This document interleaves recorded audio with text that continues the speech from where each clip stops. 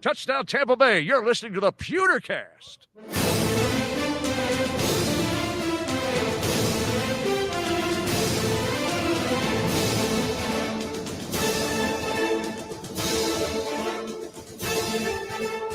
Welcome to the PewterCast. This is our Buc'In the News show for Week 5. Tampa Bay Buccaneers taking on the Chicago Bears on a short week. This is a Wednesday night, Ren. Normally we do this on Friday nights after the work week is done, but it's a short week. Their work week's done. They get done with this game tomorrow, and then they're taking off until, I guess Monday or something of that nature. Did you call them the Chicago Bears?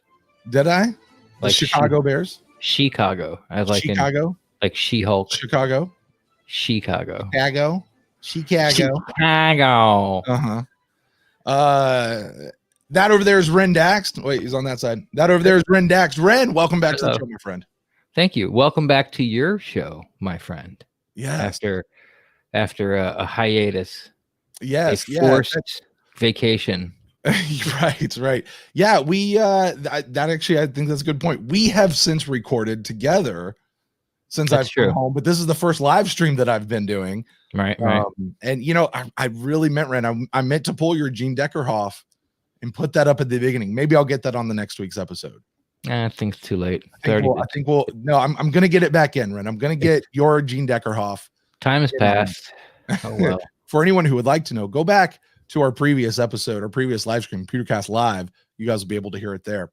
Actually, I think it snuck into the one we just released also with Larry over at the Bears Underground. Oh, did it? Yeah. I think you gave a nice little plug for it there at the end. Oh, that's right, I did. Our intro. So, but anyway, guys, welcome back to, like we said, Buc'In the News. This is our weekly show where we wrap up everything that is happening throughout the entire week. And for those of you who may be joining us for the first time, this is how we do it. We start by taking a look at the roster moves that this team has made. There have been a few, so we'll definitely talk about that. One of them relatively significant. We're also going to go in and we will be taking a look at the headlines, the major headlines that have come out. It's a short week, not a ton have come out, but there have been a few. I feel like I say that every week, but it's true. Yeah. Bryn, is it me? Or does it seem like the headlines this year are not as plentiful as they have been in previous years? We said that last year as well. I think it's a combination of us maturing as fringe media types that cover the Bucs, as in like, oh, did you see that look that Tom Brady gave OJ Howard on the sidelines? And like we talk about that for 10 minutes. And also, but I think more is when BA got here, all sort of like the drama and the, saying the wrong things, which is kind of funny because, that's what BA did the first 2 weeks this year. But things in a presser that would sort of run rampant and you couldn't get a straight answer for it. Like he talked about how Gronk, oh, he's here to block. He can't run anymore, blah, blah, blah, blah, blah. If that was the cutter area, like we wouldn't have heard from Gronk for like another 2-3 weeks. So everyone would be talking about like, oh, Gronk.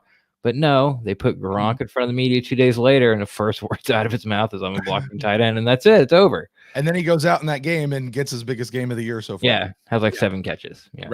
Right. So anyway, we got the headlines. Then we're certainly, because this is all pointed towards the Chicago Bears game, so we'll take a look at the injury report, the final injury report. Because it does no good to look at what just happened on Wednesday and try to speculate. You got to wait till you get to the end of the week. No, don't let them know that. I like listening to those pods that guess. Yes. Well, we'll let them guess. We'll go with it. Although I will say I might have listened to my last Ira Kaufman podcast, and I have not missed an Ira Kaufman podcast since it started. Yeah. And I might have just listened to my last one because it was terrible. They're so stupid. 2 of the 3 of them are so stupid. Yeah. And I know you quit listening a long time ago. It might have been over a year now.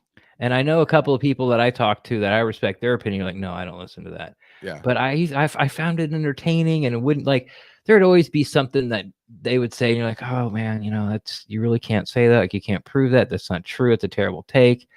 But we all have those not every show, but you know, we all can go back and pick something up where we swore we're entering the golden age of Buccaneers football. I mean, come on now. So I get it, but man, it was just so terrible and so stupid. Like I have to like at least miss a month. I mean, something has to be done. Well, my silent protest will change everything. Well, see, that's why we don't do the midweek guessing podcast. We're going to put out some good content for you guys out there. Speaking of which, we'll finish up with talking about the game, what we're looking for, predictive MVPs. But Ren, we're not doing it alone. Not doing it alone. Speaking of other podcasts, we got one that's not terrible. Here's the thing. I love the fact that this year we are focusing in and really getting to bring in our friends, our fellows that are out there in the Buccaneers podcasting, YouTube, fringe media, blog writing, whatever in that world, because there's some really, really great people out there. And I'm excited for this week's guest. We've actually been trying to get him since week 1. And it turns out it took the freaking Thursday night game for schedules to work out to get it in from the Loose Cannons podcast. Better yet, the one that I really miss because I really liked this show, the Buccanidiots podcast. Stank Bastard is here to join us. Stank, welcome to the PewterCast for the very first time, my friend. Hello. How are you? Listen, I thought when Ren was talking about stupid podcasts, he was going to say Buccanidiots because, clearly that's my, wheelhouse where stupidity is my game. Guessing, all I do is guess. I do no research whatsoever. I just watch football and I talk about it. Mm-hmm. But yeah, I get that. That's what I do too. That's what Brent does too. But they watch it and then they don't even know what they watched. Like Ira talked about how the blitzes from the Buccaneers, the heavy blitzing of Todd Bowles in the first half wasn't getting home. He barely blitzed in the first half. And then he said I didn't like the adjustments. Oh, really? Because they went from giving up 24 points to 7 points in the second half, but he didn't like the defensive adjustments. And then Ira said something about Ronald Jones. And Ronald Jones, let's not put him. Okay, he's only had 200-yard games in 3 years, which is true, but you got to start somewhere, and you just came off it. And he's like, he's not Gale Sayers. Let's not put him in the Hall of Fame. It's like, no one said that. All Ira said was like, Ronald Jones had a pretty good game. He showed up. Whoa, blah, blah. And he was the same thing on the blitz thing, and they just don't know what the fuck they're watching. It's like they're not paying attention. Yeah, Ronald Jones hasn't really had the opportunity to carry the load until really last week. Yeah, right. So we don't know what he is. I don't think anybody really knows what he is. We had Coach Luke Neal on the Loose Cannons podcast, and Luke talked about, obviously Ron maturing as a human, going from, a young college kid who didn't know how to work, didn't know how to prepare his body to, really leading the charge with the group that Luke worked with this year. So, I think Ronald knows he has work to do. He's not a finished product. Clearly, he's not a natural pass catcher. It's one of my criticisms of him in the offseason. Yeah. And last game we saw that. He missed a couple easy balls. And then Sneak Vaughn came in. I know you guys are going to call him Sneak, right? Sneak Vaughn came in and just looked like a natural, gifted, hand-catching running back. So Rojo's going to have his strength. He's not Shady McCoy, although Shady isn't Shady anymore either. But he brings something different to the table. He's running possess. He's running hard.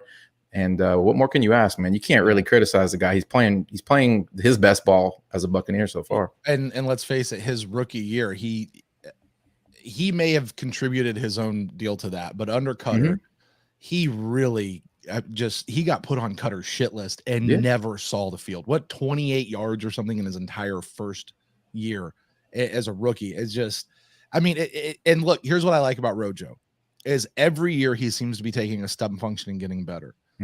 Is he a long-term solution? Is he ever going to be, is he a long-term solution at running back 1? I don't know. I think that's still to be determined, but he's what we have now. So he's what we're going to run with. Sorry. I've been with my kids way too long this last 2 weeks. But I like where Rojo is. So anyway, we're gonna get down and talk about that because we've had some significant injuries, and we're gonna update these rooms and kind of really try to get a feel like a handle around what's going on there. But before if you have followed me on Twitter for a little while, you know that I went to Italy recently, and I saw both these priceless works of art in person. Now, if I was going to compare Rojo and Sneak to, of all the priceless works of art, I would say Rojo would be the statue of Venus, which of course has no arms, and then Sneak would be the Sistine Chapel, where man and Jesus are. Brady and Sneak are touching fingers would you say that Brady and like Sneak Vaughn is Brady's Scotty Miller, only in the running back room? Calm down, bro. No, but you know what I'm talking about. Like he comes in, like Mike's there, Chris Godwin's there. That's fine. Brady really likes him some Scotty Miller, doesn't he? Oh yeah, like he does. Is that him on the running back room with Sneak? I don't know. We'll get into. We'll find out. We might find out tomorrow. This time tomorrow. Exactly. Well, guys, with that, before we get into all that, I do want to give a quick shout out, a quick hello to everybody who is joining us on the live stream as we record this. You're over at YouTube. You're over at Periscope, Twitter. You're over on Facebook. Hello to all of you guys. No, we're not taking phone calls tonight. This is not that show. Join us tomorrow night. After the show, we'll take your phone calls. And then when you're done with our phone call, go over to Loose Cannons because they're going to have one as well. And check them out. You guys do that. And but tonight, you guys just enjoy the show. And I would like to give us a big shout out, a big hello to the many thousands who will join us later on YouTube and on the podcast feed. Hello to all of you guys there. Well, guys, why don't we run all the way up to the top of the list? Let's start at roster moves and take a look at what we have going on. Last Saturday, after we recorded Buc in the News, the team elevated Kenjon Barker from the practice squad to go play in the Los Angeles Chargers game, and immediately after the game reverted him back down to the practice squad because they have that rule where they don't have to go through waivers this year. So he was back down there. We're going to talk more about Kenjon here in just a little bit, so let's put a pin in that. The big roster news that happened is, guys, you'll never believe it, Cyril Grayson is back on the active roster. Yes. That's the big thing. Guy who took the doink off the head it was a bad throw. His key card deactivated. He is still on the team, and he is active this week. But in order to make room, he just overran the ball is what happened. He's so fast. The wind caught it. So fast, he just outran the ball. There you go. That's all that happened. He just got a little too far under it and hit him in the head. I mean, poor guy, bro. He was trashed. Everybody made a meme out of that catch. It was a bad ball. Whatever the win, Brady, I don't know whose fault it was, but it was funny. But Bruce Arians says he has great hands. In the back of his neck. He's he's got a chance to read it. Now, in order to make room for Cyril Grayson on the active roster, the Bucs did have to make a move. So they decided to place this guy in the tight end room, OJ Howard. They just moved him over to IR. I think they might just be stashing him. Yeah. Save him, redshirt him. Stash him for the playoff run. Yeah. Smart fantasy move. Right. No, actually not. OJ Howard going on the injured reserve. That is not a joke. Everybody knows at this point he ruptured his Achilles during the game. That's about as bad as you can get as far as a foot injury goes, except for whatever Justin Evans got, because we still haven't seen him. Like, OJ Howard has a better chance of coming back from this than Justin Evans ever did from turf toe or whatever that is. But really bad injury. OJ Howard, though, ends his season after game 4, and he, I'm not trying to bag on the guy. This is what we talked about through the offseason. He has never finished a season healthy. And his season's over now. So it sucks too, because I think his head was in the right place finally. Right. It seemed like he was figuring it out. He had the support of Brady and Gronk, and he broke a tackle. He broke a tackle. I mean, he's still completely underutilized for the freak of nature he is as a human, as a football player. And now he'll be unutilized, sitting on the bench. They're seeing a terrible injury, man. I can only imagine how it feels to rupture your Achilles. That's got to suck. Yeah. And to know, I don't know what the timeline is on an Achilles rupture, but for some of these where the recovery timeline is 3 months, which doesn't sound that bad, except that's the entire season. So the next time we're going to see you is in a year.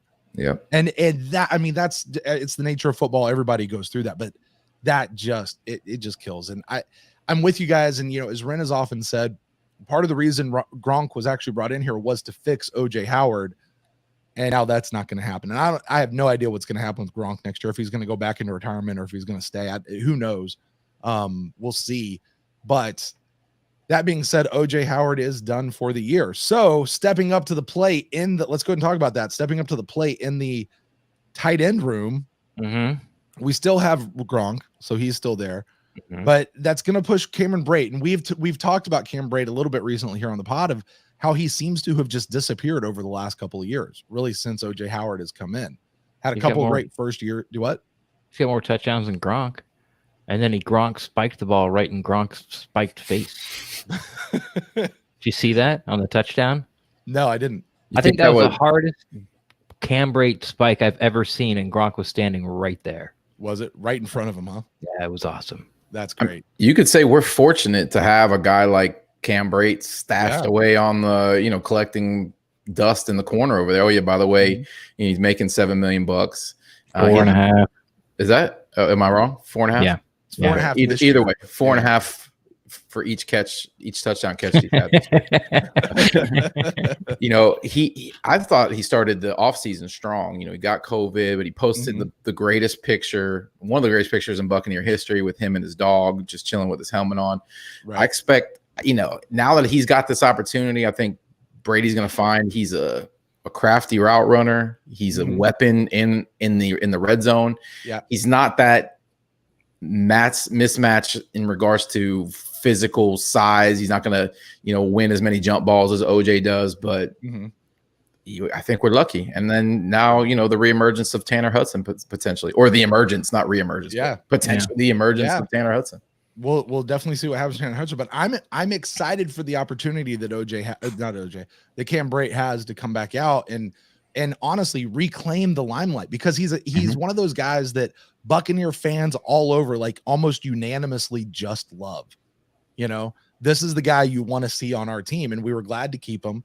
And when I talk about we haven't used him or he's been invisible over the last year, I say that with a bit of sadness in my voice. Because I really like him. I want to, is that him and Adam Humphries, that, they're the undrafted free agent who came in and made big, did the best with their you did good, son. Do what? I said, you did good, son. Yeah, exactly. What college did that guy play for, man? I never can remember. Which one? Are you serious? Brate? Yeah, Cam Brate. And Harvard. Oh, really? That's right. No, of course I can remember it. That's all that they say it every single game. Oh, okay. It's like with Fitzmagic. They always have to mention that he played Ivy League football. Yeah, right. Or anytime you see Marcellus Wiley. I went to Villanova. Yeah, I know. You said it for 8 years now. Every day. Thank you. I got it. I think their roles are going to switch. I think that Gronk is going to take OJ's role as be able to run up the seam, stretch the middle of the defense, even get him to the outside every once in a while, try to get him mismatches on linebackers or safeties. And then Cam Brate's going to be the shallow guy, the crosser guy, the guy that, on 1st and 10 gets the pass for 6-7 yards and falls forward and comes up and it's 2nd and 2 or 2nd and 3. I think their roles are kind of reversed as far as the pattern goes.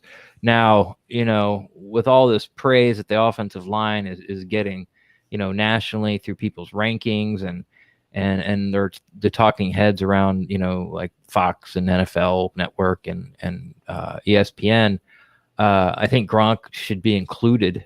The amount of line blocking that he does, I think he should be included as a 6th offensive lineman, like the 6th man off the bench in basketball. He should definitely be in there. So, I don't think his I'm not saying they're going to flip flop as far as amount of snaps. I just think the way that they're going to be used, I think Brate's going to take Gronk's position and Gronk's going to take OJ's position. This wouldn't have been as big of a story had we if we were healthy at the wide receiver position. All right. I mean, isn't that all we talked about after the first 2 weeks? Oh, we don't use our tight ends. We have 3 tight ends paying all this money. Everybody was crying. Wow. And now, I mean, we're going to be forced to actually dip into the tight end pool and utilize them, because who's catching the ball from the wide receiver position this week? Does anybody know who's starting tomorrow night? Yeah, well, let's put a pin in that. Get to we're going that. to come back to that one. Definitely want to come back to that because Good try, I think Stank. that's Good a try. great point, Stank. You guys have a format, bro? What the hell is this? There is a method to the madness. But I do think you make a good point that for as much as people were complaining about the usage of the tight ends or the lack of use of the tight ends, now they're going to be forced to because we had such the deep wide receivers. So anyway, let's move on. Just for say, I do want to talk about this. Speaking of the wide receivers, the protected list came out this week. Mm-hmm. And on that protective list is Ross Cockrell, the cornerback, Greg Joseph, the kicker, who is permanently going to be on that thing, Josh Pearson, the inside linebacker, and Chapel Russell also is an inside linebacker. Thank you. Stop.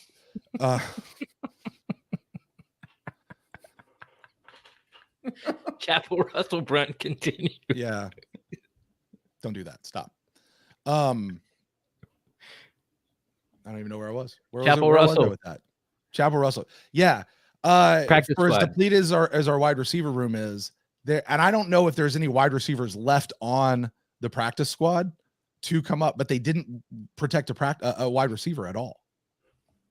Didn't they protect Pearson, the Josh guy who they put on IR? They did, but they had him listed as an inside linebacker. Is he not an inside linebacker? No, he's Oh. a wide receiver. He's a wide He is receiver. a wide receiver. According to Greg Allman, he's wide receiver 4 or 5 potentially. He was another guy, like he came like Prairie View or something crazy, and he was on no one's radar. Mhm. And then they kept him on the initial 53 for the whole purpose to be able to put him on IR, the short-term IR, because now he's back and he's back on the practice squad. But yeah, I mean, Okay. There was also a tweet by Greg that talked about all the players they're going to be bringing in, but can't even get them on the team till Monday or Tuesday because it's a Thursday night game week. Right. You know, like they're bringing back Ware from USC. I think they're bringing back, and there was I think there was a wide receiver or two on that list. Okay. Well, no, that's good. And I'm looking at now the actual transactions report on Buccaneers.com has him as an inside linebacker, so that must have been a typo on their side. But so it's interesting they do have that on there, and I'm glad that they put a wide receiver on that protected list because they might need it. They really, really might need it. So, all right, with that, let's move on. Talking about the headlines, there's a few that we had come out this week. The first one we'll talk about, sort of like last week, where the defense, like our entire defense, got honors. Tom Brady gets nominated as the NFC Player of the Week, or the Air Player, FedEx, whatever they call it. They need to send us money for saying that.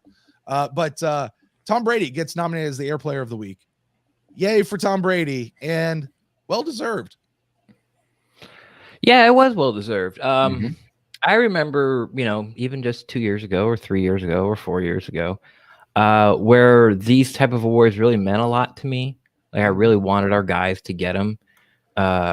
Now being 3-1 and having, one of the best rosters in the NFL and a very young, hungry, very aggressive defense and a very and a tier 1 coaching staff. And of course, all the offensive weapons. I don't care about that stuff anymore. Like I'm thinking, I'm laser focused. I'm like playoffs. You think Tom put that one up on the refrigerator this week? Look guys, look what I won. No, I don't. Well, because it's like his how many times do you think he's won? one. How is it? How many is it? Yeah, it's his 31st time. Yeah. Wow. You can't even see his refrigerator. It's only covered with those awards. Yeah. I bet that's like, Dad, where's the spot for me to put this onto the fridge? Nowhere, son. Nowhere. I wonder how many teams has won that award than teams actually have in total. I know obviously the Bucs are one, but there can't be too many teams that have 31 offensive players of the week. FedEx, Aaron Grant. First off, it's not. Is it that old? It can't be that old. No, I think that's like a modern era award. Yeah. Anyway, 31. And just, for the other pieces of that, Tom Brady is also now tied for the most passing touchdowns through 4 games in team history, with 11, which is very nice. And he is 9th in the NFL in passing yards. So Brent, let's not act like that's a huge accomplishment. We're talking about Tampa Bay Buccaneers quarterback history here, okay? Hit the competition level after Winston is What? I mean, like who else has a record even worth mentioning? It's been that bad here as a franchise. So I expect Brady to absolutely destroy every quarterback record here in 2 years too, by the way. Right. Well, I mean, yeah, we'll see. We'll see what records he breaks here over the course of his couple of years here.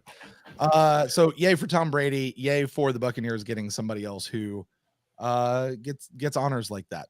Speaking of honors, let's move over to a couple other honors. The offensive line has been getting a lot of attention this particular week. Mm-hmm. They got top honors from PFF, and I couldn't find what the exact number was, but they were ranked top 5 offensive lines this week from PFF. John Ledyard, who writes for PewterReport.com, has gave them top marks and say there's a big change in their mentality, and even said that Donovan Smith, who while he struggled through his first 2 weeks, has been rock solid over the past 2 weeks. And then he has, and then this guy, what's his name, Ren, the guy who does like Brandon Thorne does this offensive line all pros tweet after the first quarter of the season, and on that he names, of the 5 positions available, 3 of them are from the Buccaneers in Marpet, Jensen, and Wirfs from his all pro team. Yeah, Brandon Thorne's a guy on Twitter who is well respected throughout the community as far as he actually he holds a offensive line camp. He's a guy who scouts and if you have a question about an offensive lineman, like Brandon Thorne's like one of your top 5 guys you're going to call to get his opinion. Like, what do you think about this guy, Brandon? Mm-hmm. And so he did sort of like his all-star, all-pro, Pro Bowl guys for the first 4 weeks, and 3 of them were Buccaneers, which is great. And, you know, I guess it's not surprising as a Bucs fan, but it's really great to see, our number 1 draft pick, number 13 draft pick, Preston Wirfs. I think this is probably going to be the last of his really long stretch of a murderer's row of guys he's gone up against, like with the Cam Jordan and the Chubbs, and now he's facing Khalil Mack and the Bosas and the Brian Burns. But after that, it lets up a little bit. There's still, he's going to have to face Brian Burns again. He's going to have to face Cam Jordan again. But, I think this is Khalil Mack's the creme of the creme, Right. So if he puts up a 0 against Khalil Mack in a game, Chicago, like this is a put up or shut up game for Chicago. Like, are we pretenders or contenders type of game for the Bears? So if Wirfs can put up a 0 or even just do a 1, because going through those, 5 guys and then, no off season, no preseason, or put up a 1. What are you talking about? Sacks. Yeah. If he gets up 1 sack, because if you look at the end, okay, say Khalil gets 1 sack, we put up all those guys and go our rookie right tackle, we have 1 sack against these 5 guys in his first 5 games. Like, that's outstanding. So, it's a lot of things are coming together. It's been a while since a couple of drafts have melded together, and the key pieces, the day 1, day 2 pieces have worked out. And even with players like Rojo, now they're starting to work out, and it's all melding together. And it's an exciting time. Yeah, I thought they played their best game overall. I think they're a way above average pass blocking team. Run blocking for the first 3 weeks, to me, hasn't looked good at all. Last week, I thought they ran the ball. Hasn't that been the story for this offensive line for the last 5 years? Fine with pass protection, horrible at run blocking. They've never had a good run, not since Logan Mankins. I still think they're a below average run blocking team. I mean, that might be changing here. I mean, you got to credit. Looks like they run the ball better on the right side behind Kappa and Tristan than they do on the left side. Because I don't think Donovan Smith's a very good run blocker at all, and he's average at best pass blocker. But he's typically facing the best pass rusher. Although week 1, it didn't really matter who they put against him; he just didn't show up for that game. But it is a real thing. I mean, those groups, they kind of form an identity. Every offensive lineman I've ever talked to loves running the ball. They prefer to run versus pass block. If you listen to Ian Beckles, he talks about that incessantly, that he loves running, loves run blocking. So it is a mentality, and I would love to see us run the ball better than we have, because I think we're going to have to, especially this week, we're going to have to rely on that more so than we have in past games. And don't forget, the Bears have Robert Quinn too. I think they're going to do a lot of different things. They're going to move Mac and Quinn around. And, in the NFL, you're always going to face somebody with some type of talent. And so far, back to Tristan Wirfs, he's been incredibly impressive so far.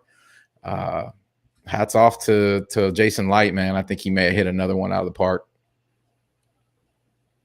Yeah, I like it. I like it all. And we didn't really talk about Jensen at all, so I want to give him a guest on the Loose Cannons. I actually, Stank, I got to tell you, my personal favorite episode you guys have done to date is the Ryan. That was so much fun, dude. It was a great episode. It really was. And you guys should go check that out over there on their channel. My favorite was the Casey. There you go. Casey Phillips? When she told Sammer to shut up. And he couldn't do it. Amazing moment. And you know what? You should clip that and put it as your header on your Twitter page. So when he couldn't do it, she's like, just shut up and let the cool kids talk. He's like, nope. And then she'd be there. Have you seen it, Brent? I haven't watched it yet. It's a Harry Potter moment. And of course, Sammer's not a Star Wars trekker, like none of that stuff. And his response was like, stupid, dumb, gay, idiots. I'm not a 12-year-old kid. So Casey gets very excited, and Sammer kept interrupting. She's like, just shut up and let the cool kids talk. So it was Stank, Poppy, and Casey just geeking out over Harry Potter. And every time she would bring like a character's name up, and they're all going back and forth, and they're all getting pumped up, and you just hear Sammer in the corner going, never heard of him. That's dumb, gay. he loves like Avengers movies and stuff. I mean, really, what's the difference? It's fantasy's fantasy. But listen, Sammer has terrible taste in pretty much everything other than the professional football team he follows. And the car he just bought, but he bought because I recommended it to him, because I'm the one with the taste there. Seriously. You can tell by the way you wear your hat. Exactly. We talked about that before we started recording. I thought it was going to be Flip Bill Mafia, that we were going to have the Flip Bill Nation. Instead, you went, I thought it was a Texas Longhorns hat. Now I'm seeing it's just a straight Puma hat. So, but whatever. I'm glad you're coordinated. Both of you guys look good. You're color matching. You guys have taste here on this podcast. I've always said that, by the way. Always. If there's one thing I've always said about the PewterCast, they have good taste. Look at those beautiful awards in the background. I know, right? I know they're still waiting from the COVID list to be able to get out to the players. Maybe one day. Maybe I can have one right back here. I'll even get my own special spotlight. It'll have its own spotlight if I win that one. You know what? You'll be the first person in history that has spotlighted that, because Ren and I have been looking for people who've had. Because anyway, Cutter got one, and then the next year was Hard Knocks. Yeah. And we were hoping to see it in his office. I was hoping to see it at the Goodwill, along with the rest of his Bucs memorabilia and T-shirts. Probably didn't make it. Yeah, didn't make it. It's a good. I mean, you might get one, because we always have a best podcast. We discussed it very briefly, and nothing's set in stone, even close. It changed. We discussed about either doing like including YouTube people or splitting it. Yeah. So, I think the Loose Cannons is going to be, if they're just podcasts, or especially if they go to YouTube, you guys are going to be in the running this year. Yeah. Well, you guys will we each get one? Will we each get a trophy, or do we get one and we get it like the Stanley Cup? We all have to get a week. Like King Solomon, where you decide, you try to split it and see who's going to let go, or if you're actually just going to split it and everybody gets. Listen, I'm going to be the first to say I care about it. I know that Sammer could give a shit about it, and Christian would definitely want it too. He'd want one. Will he put it in the shop? That's what I want to know. Or will he display it at home? He'll probably carry it with him. It's pretty much. That's what Mark Cook does with his. I'm sure he does. Dust off his old beeper holder. Why don't we get back to this? Reel this back. Okay. I just want to say I have a tendency to take shit off the rails. All I wanted to do is give a shout out to Jensen, because Jensen has, I think these last 2 years, Jensen has really turned it up and been exactly the person that we brought him in here to be, and absolutely loving Ryan Jensen. Yeah, how ironic was that after Jensen like getting in like scrap after scrap in that Chargers game, and he's the one who goes and has to scoop Mike up. Because Mike was about to punch that guy in the jaw when Mike just squared up on that guy. Like Jensen's the guy that scoops it up. But yeah, his first year, we're all excited. We're like, oh, this is a center that we can have for a few years, and I don't care if we paid him top dollar, he's gonna do it. And it just didn't happen. Of course, I'm gonna blame George Warhop because no one got any better under that guy, except for Allie, but he just did it off natural talent. Donovan Smith had his worst years under him. Kappa couldn't get on the field. Dotson, I don't think, listened to anybody anymore. And then, here comes this new coaching staff, and everyone trends up right away. Allie trends up. Donovan had his best year. Jensen had his best year as a Buccaneer. Kappa gets on the field, has a very solid year. Dotson, well, he couldn't move anymore. But now we're in another year. Now look, week 4, 3 of them are on the all-star list. And, Ledger's right. Like, Donovan had a real shaky first 2 weeks, a terrible week 1, but he has been solid the past 2. Isn't that what it is with Donovan though? Like right? Yeah. It's like, whatever, if he comes out completely uninspired at times. And I thought for sure the Brady effect would eliminate that. I never expected to see it game 1. I thought he'd be on his best behavior. He'd be out there to protect Brady's blind side, and it would just be a completely different Donovan Smith. And then we start off the season that way. And I don't know, maybe because he was on the fence about even playing the season, he just wasn't physically prepared for the speed of facing somebody coming at him and trying to kill his quarterback. I don't know what it was, but let's hope that was a outlier and that the rest of the season, he plays at a higher level, or the level he's been playing at the last couple of weeks. I think he had a holding penalty last week, but other than that, let me ask you guys this. Donovan Smith has done over these first 4 weeks exactly what Donovan Smith has always done. To what you were just saying, Stank. I disagree. Okay. Well, let me finish this. Yeah. Talk. He goes out, has a couple of really good games, has some really bad games, has a bunch of really good plays, has some momentary lapses that actually matter in the game, has some penalties, has some penalty-free games, kind of goes back and forth.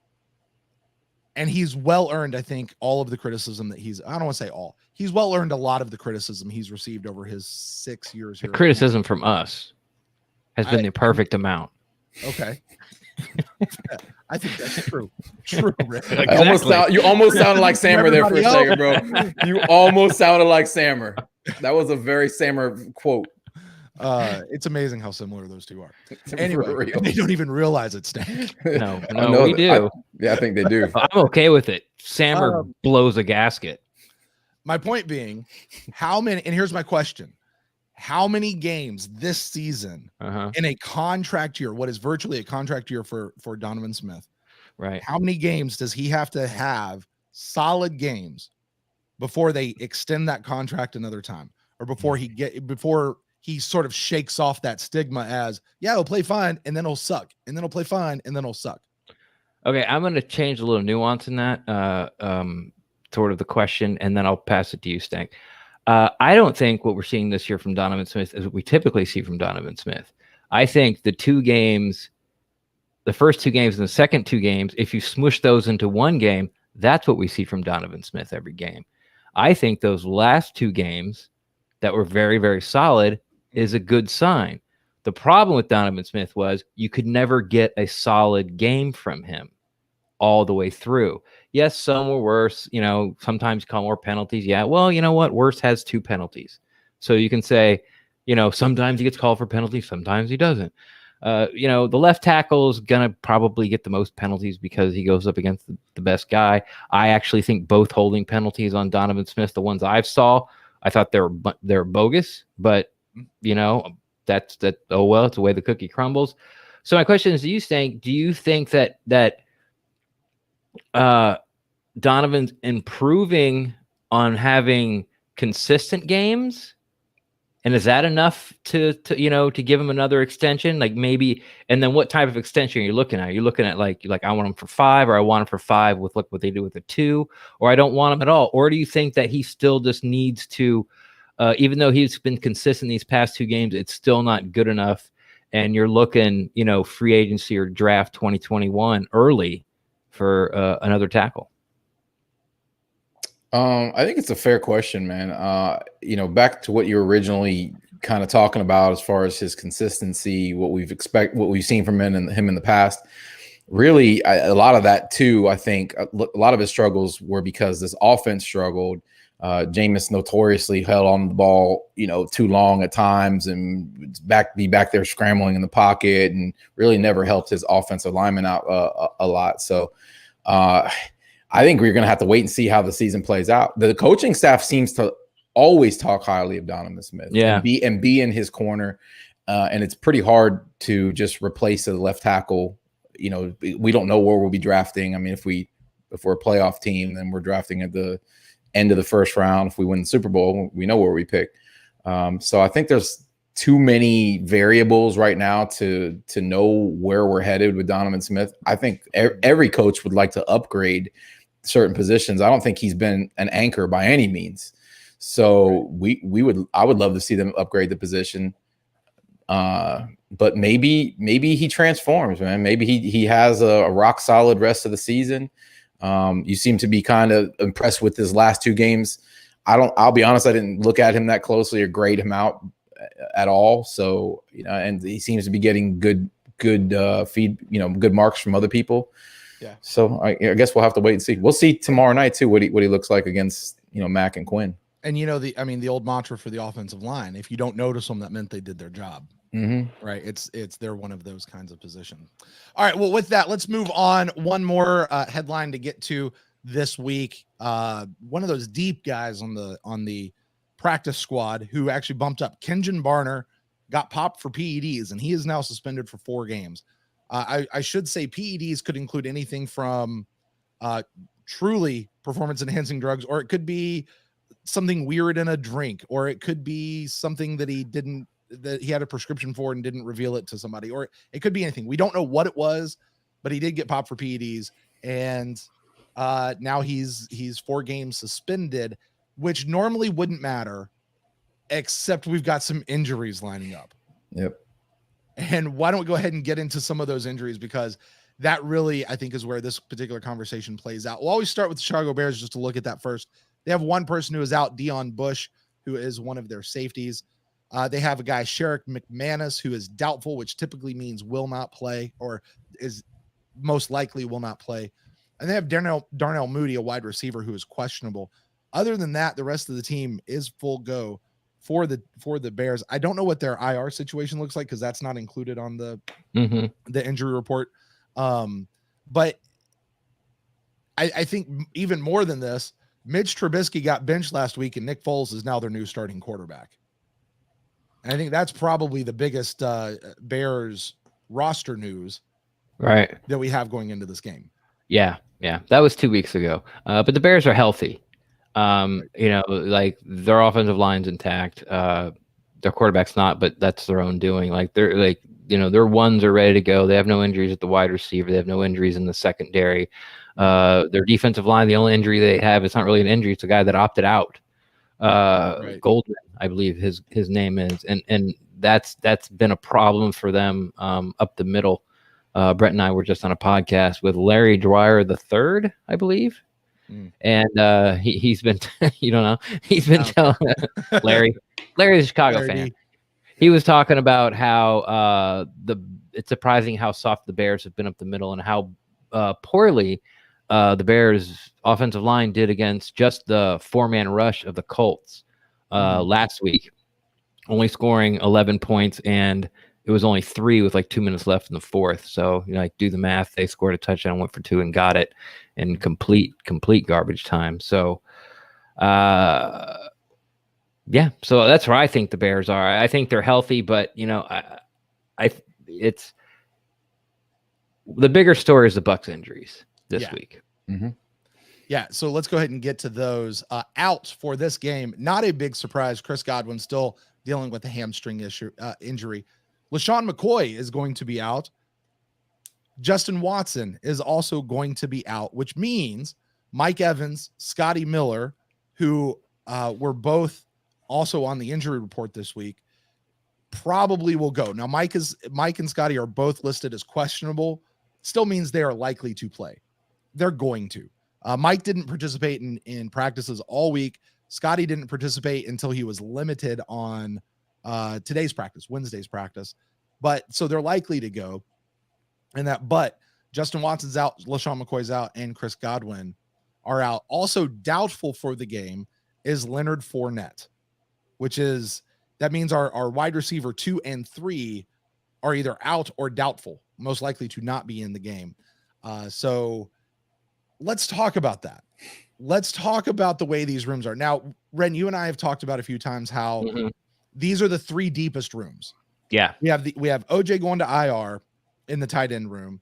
We have number 2 and 3 potentially out for the running back room. And we had 1, 2, 3, and 4 all on the injury report this week for our wide receiver room. So let's update that. Let's go to the wide receiver room first.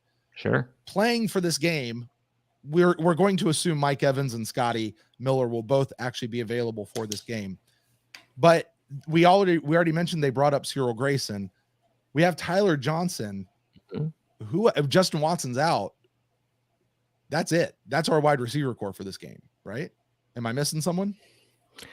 I don't think so. I mean, you're missing the that kick returner guy. What's his name? Jenkins. Jenkins. Jaden Mickens. Mickens, yeah. Mickens. Okay. Mm-hmm. Jaden Mickens. I don't think I've seen him on the field besides return kicks. Besides returning, right? Yeah, right. This could be a big week for Tyler Johnson. I mean, if Mike's there and Scotty's there, they're obviously going to carry the team. And like I talked about how Chicago's defensive secondary hasn't been banged up like what we faced in LA with the Chargers and the Broncos. So it could be a little different. Now, what bothers me the most about it is Mike tends to get banged up when he's banged up. Like if he's got an ankle injury, it's going to flare up at one point during the game. That's just kind of the way it happens with him. Scotty Miller's got a leg groin.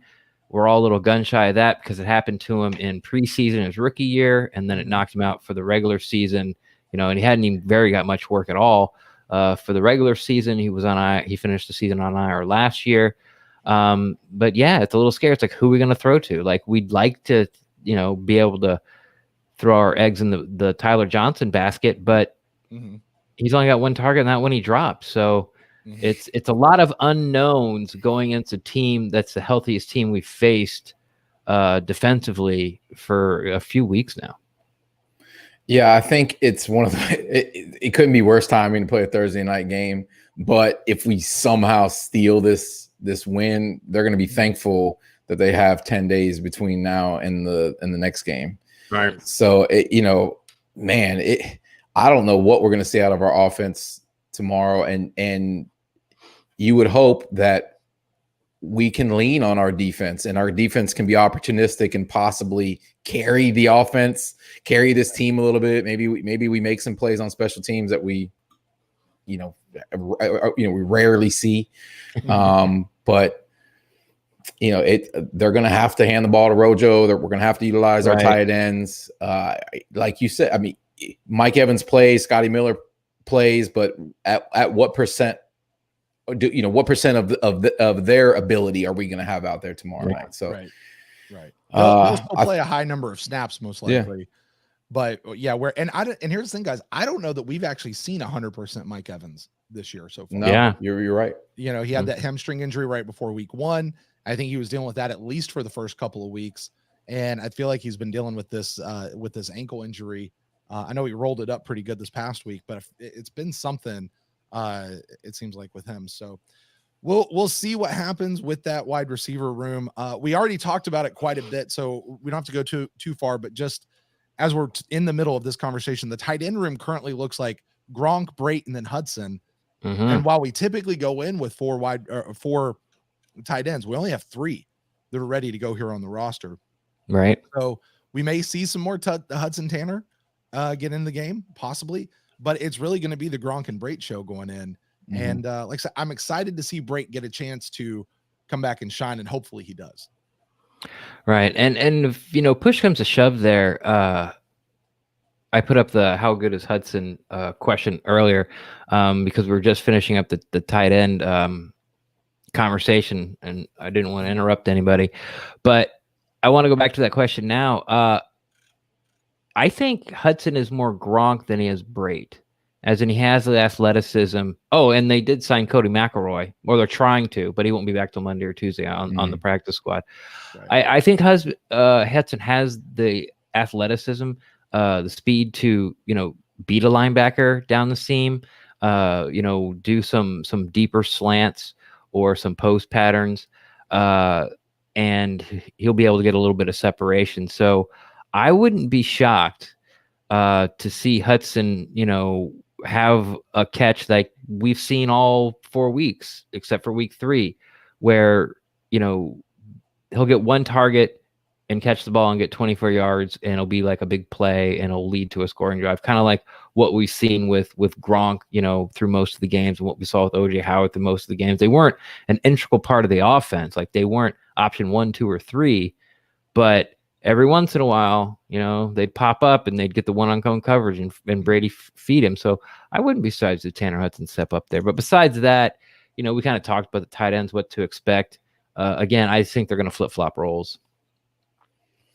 I think you could be right. I don't know that we're going to see our normal offense period this game anyways. They're going to utilize what they can. I mean, we kind of talked about the running back room as well. If one of those two guys, if Rojo or Sneak happens to go down, man, we're in for a weird night offensively. I can't think of a Bucs game where we've been so wounded on offense. It's been wild. Thankfully, the quarterback position so far has been stable. So far. Mm-hmm. And if something happens, Stank, I'm blaming you this week. I will be changing my fantasy football name to the Fighting Gabberts. Oh, listen, I get blamed every week for something. That's fine. I'm used to being the heel. Well, you're married, so. Mm-hmm. So one of the things about this though is, Ren, as we were talking to Larry from the Bears podcast, correct me if I'm wrong, didn't he mention how their inside linebackers, the middle of the field, is not their strongest point on defense? Yeah, which really opens up for these tight ends. It does, and also the next group we're gonna talk about. Stank alluded to it a little bit, and I really think that's what's gonna happen. But and not only are they little and we don't mean soft as in they're soft NFL players. It's just that when you run the ball up the middle, you tend to have success against Chicago, so you kind of call the middle of defense soft compared to what's normally out there. But they're not the best in coverage either. Yeah. So that could really lead to a big day for Brate and a big day for Gronk, and again Tanner Hudson sneaking in there for a play or two to everybody start, so we can Friday morning we can look up and go, well, why don't we just trade OJ Howard because we got Brate and Hudson. Can't do it until he gets off IR. Actually, he's untradeable now. Yeah, there you go. Well, and with that, so let's go ahead and round out this. Due to these injuries, our running back room, which is also relatively deep, is now Rojo. Fournette is doubtful, meaning I'll reiterate, meaning he most likely will not play. Right. So Fournette is doubtful. So let's take him out of the conversation for right now.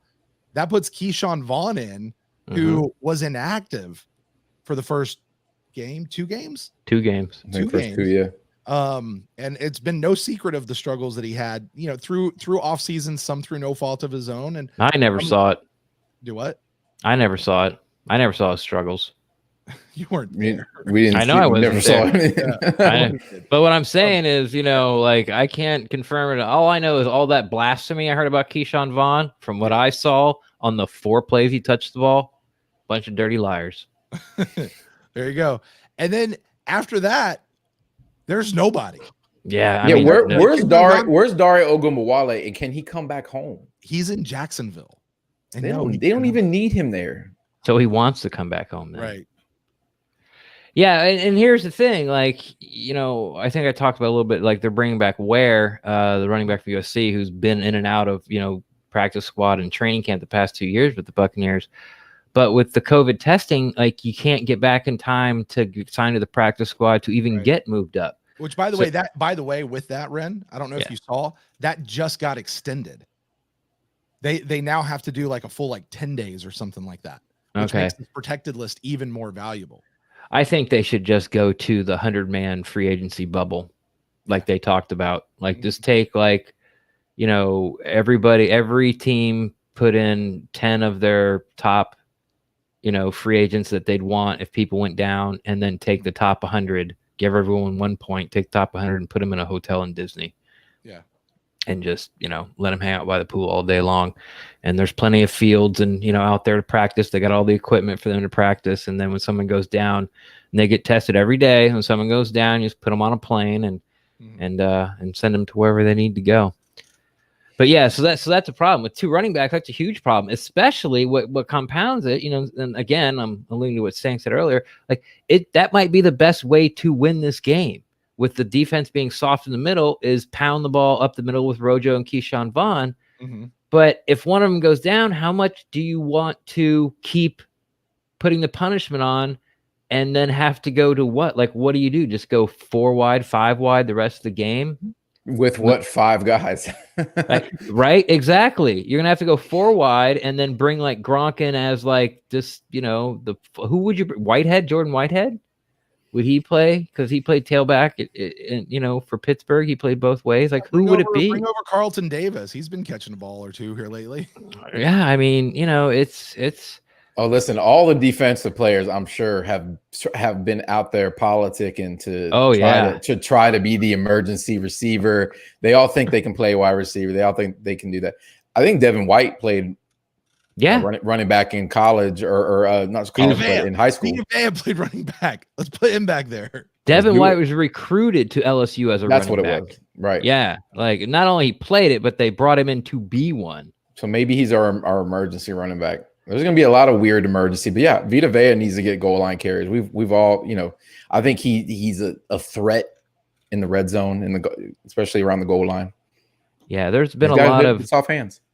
There's been a lot of VHF grainy tape of Little League football floating around one buck brought in by the players.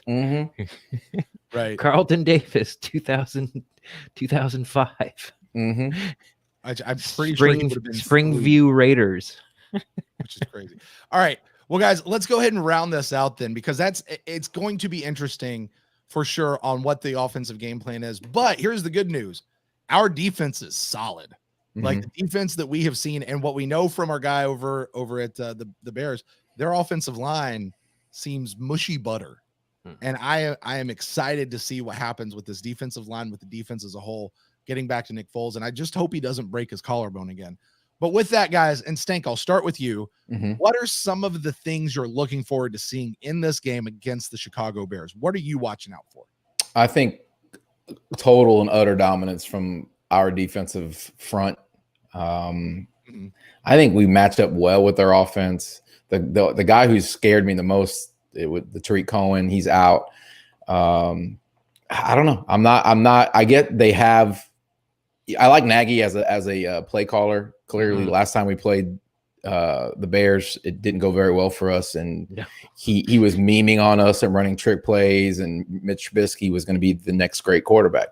Fast forward 2 years later, and Trubisky probably won't be a Bear for much longer. You know, it's Nick Foles is their quarterback, and I don't know what to expect out of that offense. They're a lot healthier than we are, but I think our defensive front is starting to feel themselves a little bit. I'm just waiting for that breakout game from JPP. He's kind of quietly got 3 sacks, and you know you haven't really heard much from him here recently. And you know, Shaq can explode at any time.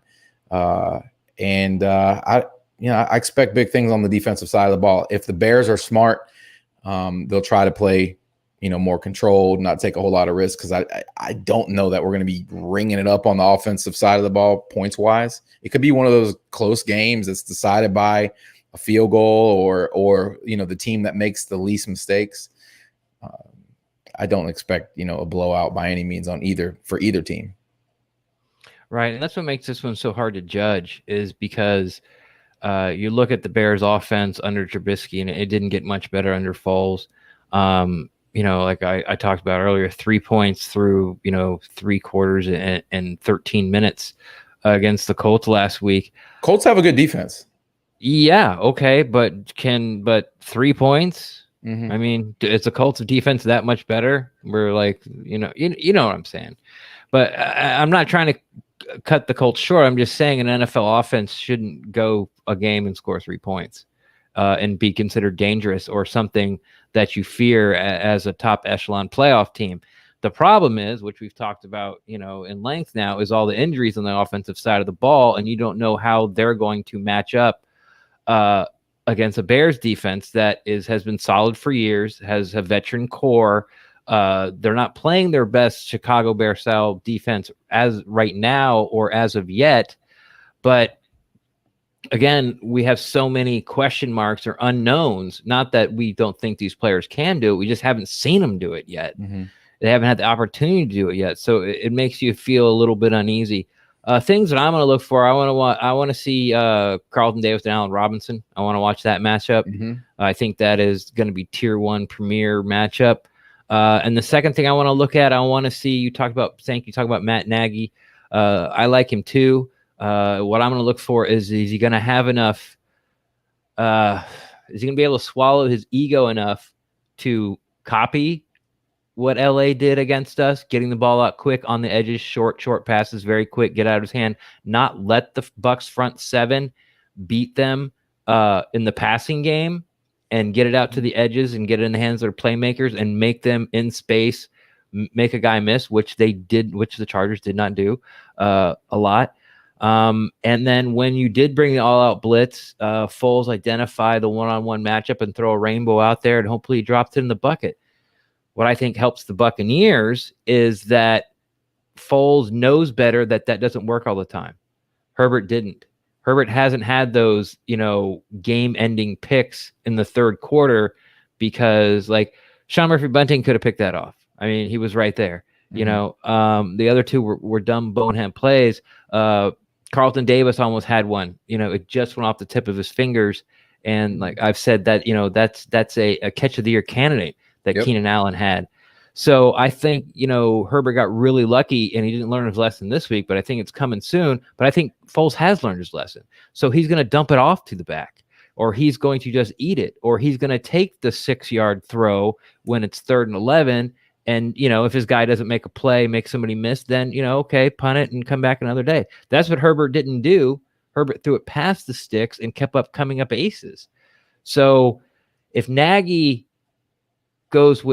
has enough wherewithal, or I guess swallows his ego again, to be able to copy what San Diego did, or damn it, I did it. Los Angeles did. I was getting ready to congratulate you for not doing that a second ago.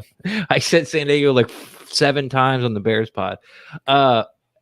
Then, it could be a very tense game for Buccaneers fans. But if the Bears run Matt Nagy's offense, I think it's going to be kind of what Indianapolis did to him. And Stank, I also think you're right. I don't think it's going to be a blowout, but I think it's going to be one of those games where almost from, by the beginning of the second quarter, Buc fans will feel in their heart of hearts, they won't say it out loud, but their heart of hearts, the game's wrapped up. And it just might be a 10-point win or a 13-point win, but you'll never feel like the game's ever in jeopardy. And I think that's probably that's what I'm looking for. That's what I think is going to happen. So Robinson versus Carlton Davis. See if he can keep his streak of shutting down, these number ones, all pro receivers, Pro Bowl receiver types down. And Nagy, what's his game plan going to be? Because if it's Nagy's offense, it's going to be a long day for him. I've got 2 things that I'm looking for, and they both deal with the trenches. One, I'm looking for our defensive line, and I want to see exactly how much they can dominate this very weak offensive line that we've been told that the Chicago Bears have. And anytime you watch Vita Vea pick up a center and put him in the lap of the quarterback, or pick up the center and use him to tackle a running back, that's just so much fun to watch. So I'm excited to see that. I know they're not technically part of the defensive line, but whatever. I'm excited to see JPP and Shaq Barrett and see if they can get anything going. in this particular game. I really want to see what's going to happen here with this, and not just the defensive line, really the whole front seven. What's going to happen with Devin White and Levante David? Is Levante David going to come out and break off a signature game yet again? And even when you think about like an Antoine Winfield Jr. or a Jordan Whitehead, and we see those guys come blitzing out of the back, I'm excited to see that. On the other side of the ball, I really want to see what's going to happen with our offensive line. Great. They had a couple of good games. Is this going to keep going, or do they revert? And that's going to be the question mark to me. My heart of hearts tells me that they're going to keep going. Right. The guy who's been podcasting about this team for the last 5 years and following it that closely, and who has been a fan of this team for the last 20 years, tells me anything's possible. So we'll see. And fool me 23 times. Right. So those are really, I think, the two things that I'm looking for. And then I don't know what kind of game. Is this going to be a ground game or an air game, or is it going to be a really good mix of the two? And I don't know. And I'm not sure that the coaches know. There might be one of those. They'll get out and try both and just go with whichever one starts working. So I don't know. We'll figure out what's going to happen. So guys, with that, it's going to bring us up here to the end of the show. We've got this little homage that we've been doing. We're going to continue it. Our predictive MVPs, our homage to What the Buck. Stank, who do you got? Who do you think is going to be the MVP? You guys over in the chat room, this is your time to jump in. Go ahead and drop your predictive MVPs in the chat room. We'll shout them out here in just a minute. But Stank, I'll throw it over to you, brother. What do you guys think? You just said the man's name a moment ago, and that's Vita Vea. Wow. There's probably not a better defensive tackle or guy playing at a higher level. I get it. He's always close. As Warren Sapp says, he's a hand model. He just can't seem to close on the sack, but nobody is more disruptive than that man. He just constantly, I wish he played with his eyes a little bit more, found the ball.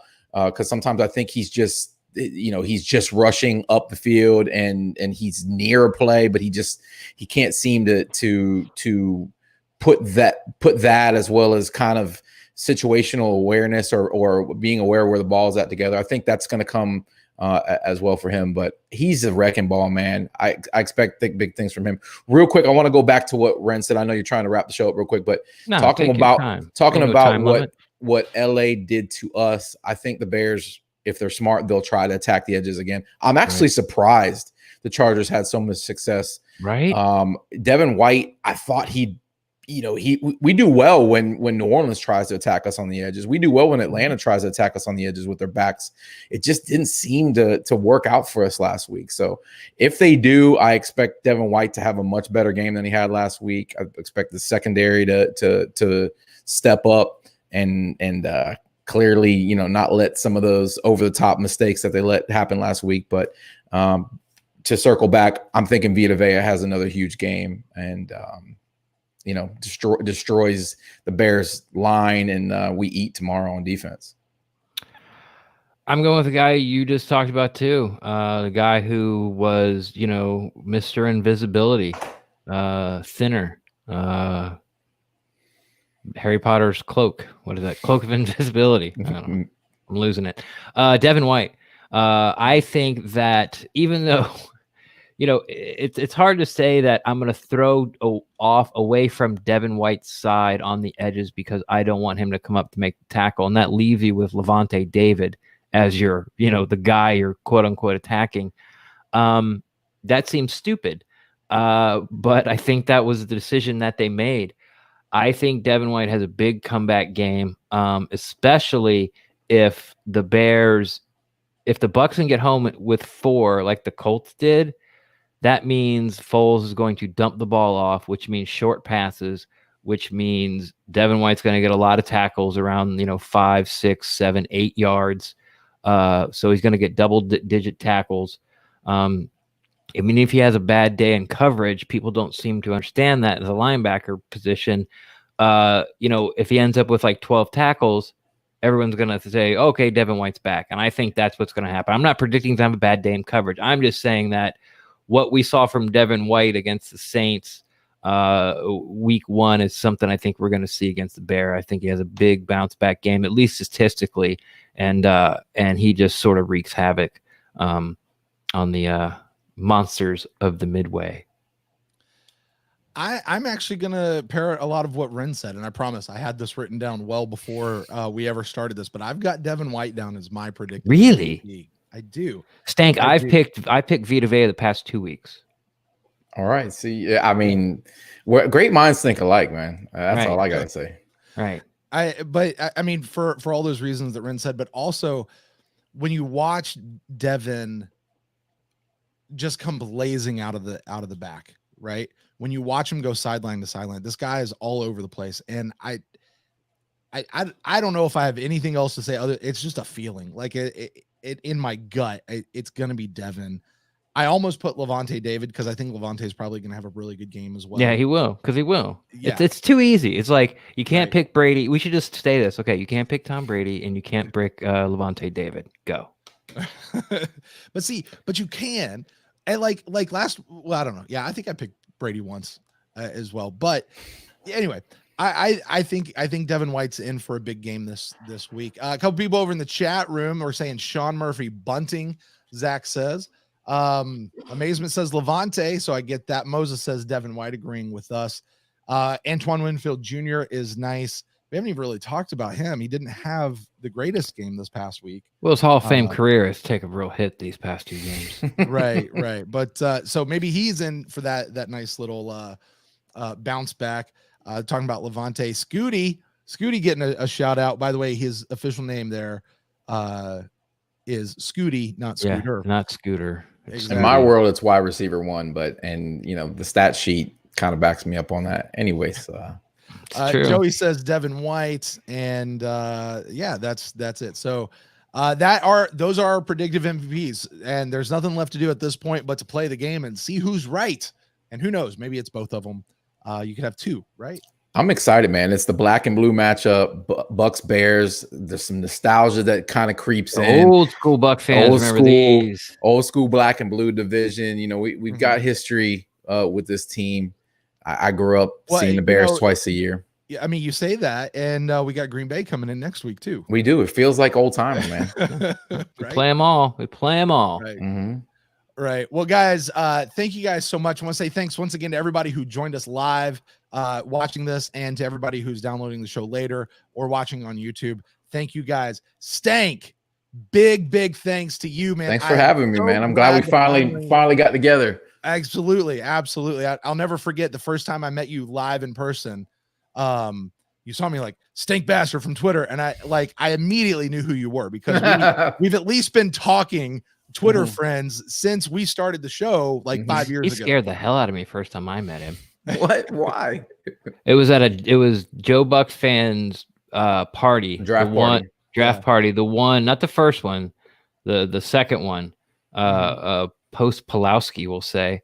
And I just got there, and I know you don't know this about me, but when I first get around a lot of people, Disney World doesn't count because everybody's moving, but a lot of where people are going to stay in one spot, I like to stay on the outside, and I get anxious, so I have to smoke a cigarette. And I was just there, and I wasn't really sure if Lee wasn't going to be there, but if Steve or I were going to frown on me for recording there because I had all my gear. Yep. Yeah. So, I mean, I just got there, and then I found my spot to get away from the crowd, and I put my bag down, and here's Stank, all 30 pounds more of him with his goofy-ass glasses, wearing freaking black socks with flip-flops, with holding a big-ass beer. Florida special. And he's like, Rendax? I'm like, yeah. And he's like, hey, I used to do a podcast too. And I'm like, okay. I think you interviewed me, and I remember waiting to hear it. I was like, I'm going to be on the PewterCast. I did an interview with Ren. I never heard it. That's somewhere in the archives. That was the year we'd had a plan, and it just trying to put together that type of a show where we're pulling all this stuff. Yeah. It's way harder than. And then I interviewed a lot of people at training camp, and then decided just me was better. Yeah. I did you. It often is, man. I did you. I did the guys from. I did Zach Blobner and Len Martez. I recorded sound for them. I recorded sound for Big Money James Hill, Mixer Bus Nation. There was a couple other people I recorded sound for, and then I just never put them out because. What do you think of Zach freaking out over Mike Evans getting physical out there on the field? Zach was not a fan of that. I didn't think it was a big deal. Talking about Blobner? Yeah. Did you see that tweet where he was like, that there's no place for that? And I think it honestly was one of his worst takes ever. And we had Blobner on the show once, and I just, he's fine with what he does. I just don't agree with him, I think, on 90% of what he says. Brent, was it worse than the question I asked this week on Twitter? Is Levante David a better football player than Derek Brooks? Like, I got a lot of hate for even asking the question, including Ren's favorite Buccaneer, Warren Sapp. He was not a fan of my question. Actually, Stank, I think that was a great question. You should tell your recent Warren Sapp story, or are you guys keeping that? I would, bro, but I gotta go because I gotta have eye surgery. Yeah. There you go. Well, Stank, why don't you tell the folks where they can get in touch with you, find you, and all the stuff that you're doing out there? For the most part, on Twitter at Stank Bastard. I have an Instagram, whatever. But Loose Cannon's podcast, that's where you'll see me for mostly. I try to do Buccanidiots podcast when I can. It's tough because Sammer cracks a whip, guys. Listen, this is a cry for help. I need help, y'all. It's surprising right now that I'm not recording. I haven't already recorded 2 with them today. He forces me to do things against my own will, and if somebody could help me, Stank, I appreciate it. If worst comes to worst, just give me a wink through the camera, like He's not even waiting for the rest of the question, and we'll come rescue you, brother. Thanks, man. Listen, I feel like the PewterCast is a safe place. It's a safe space, and I can beat myself here. Yeah, children are allowed. Yeah. Children all are allowed, all races, all religions, all colors. Right. We don't, you guys didn't discriminate against the vegan or anything on this podcast. I like it. I like the energy. Did you go vegan? Hell no. I mean, not that there's anything wrong with that. I like hummus. I could live off some hummus, but there you go. Meat is just too delicious. All right. Well, Stank, once again, man, thank you so much. Loose Cannons, you guys, make sure you check him out there. Check him out over on all the social medias. Ren, yo, you know what to do. Best place to find me is on Twitter at Rendax, REN_DAXT. I'm always down to talk Buccaneers football, but if your take's too hot or you just want to put it out there in the Twitter sphere, feel free to slide in my DMs, or we can talk Buccaneers football there as well. And if you guys want to get in touch with me, you can find me at Brent Allen Live across all the social medias. And the show is at the PewterCast on Twitter, Facebook, and Instagram. Email us to thepewtercast@gmail.com, or just hop over to our new website, thepewtercast.live. There's lots of ways to get in contact with us. It's slick, man. Keep an archive of everything we've got going on. As Ren says, it's pretty slick. It is. You say so myself. I do like that website quite a bit. And once again, guys, make sure you stick around. Join us post-game when the clock hits 000. We go live, you guys, and we'll be talking to you guys after the Bears game. Phone lines will be open. The video chat will be open. I loved so many people jumping into the video chat this past week with you. Yeah, we didn't give them a choice. Oh, man, it was great. So hopefully more of you guys choose to do that. And until next time, guys, we'll close the show out. As always, go Bucs. Peace out. Go Bucs.